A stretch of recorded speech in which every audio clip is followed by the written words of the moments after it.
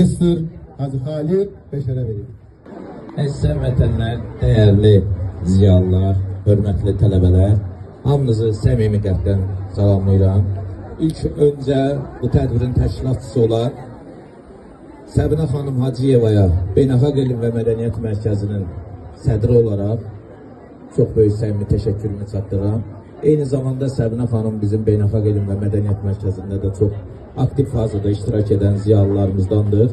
Değerli həmkarlar, bugünkü bu açıq havadakı peşə bayramı ilə bağlı, əslində bunun fəlsəfəsi nədir? Bilirsiniz ki, 2016-cı il aprel ayının 20-sində 869 sayılı sərəncamla Azərbaycan Respublikasının Ali Baş Komandanı Cənab Prezident İlham Əliyev peşə təhsilinin daha da təkmilləşdirilməsi ilə bağlı xüsusi sərəncam imzaladı və həmin sərəncamda da bilirsiniz ki, Peşə Təhsili Agentliyi yaradıldı Elm və Təhsil Nazirliyinin tərkibində.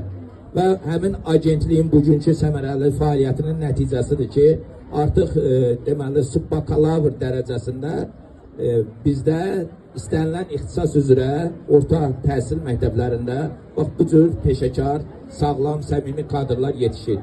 Mən digər məsələyə də diqqət yetirmək istəyirəm, vaxtınızı çox almayacağım. Əsas məsələ şəxsiyyətin formalaşması və yetişdirilməsidir. Biz peşə təhsili ilə yanaşı istəyirik hüquqşünas olsun, iqtisadçı olsun, gələcəkdə sosioloq, psixoloq, amma birinci növbədə biz şəxsiyyətin formalaşmasına fikir verməliyik. Şəxsiyyətin formalaşması da mənə görə mənəvi dəyərlərlə bağlıdır. Yəni insan birinci növbədə yaradanını sevməlidir. Onu nə yaradıb? Ən böyük rəssam Uca Allahdır. Uca Allahını sevməlidir. Uca Allahı bizə tanıdan şəxsiyyət vəsiqəsi olan müqəddəs Quranı bizə çatdıran sevimli Peyğəmbərimiz sallallahu aleyhi və sallamı və dördüncü əsas sütun vətənini sevməlidir.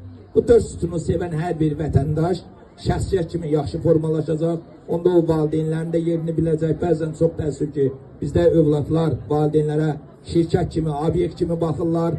Sadəcə valideyn onların sosial problemlərini, iqtisadi problemlərini həll eləməlidir.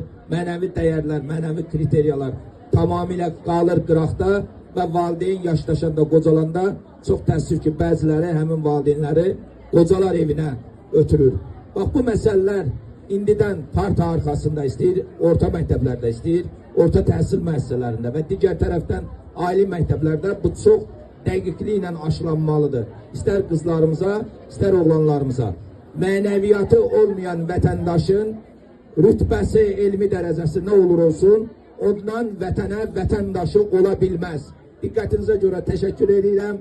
Bir daha Səbinə xanım Hacıyeva sizə xüsusi təşəkkür edirəm. Bu cür əziyyət çəkib bu tədbiri belə yüksək səviyyədə təşkil etdiyinizə görə. Diqqətinizə görə təşəkkür edirəm.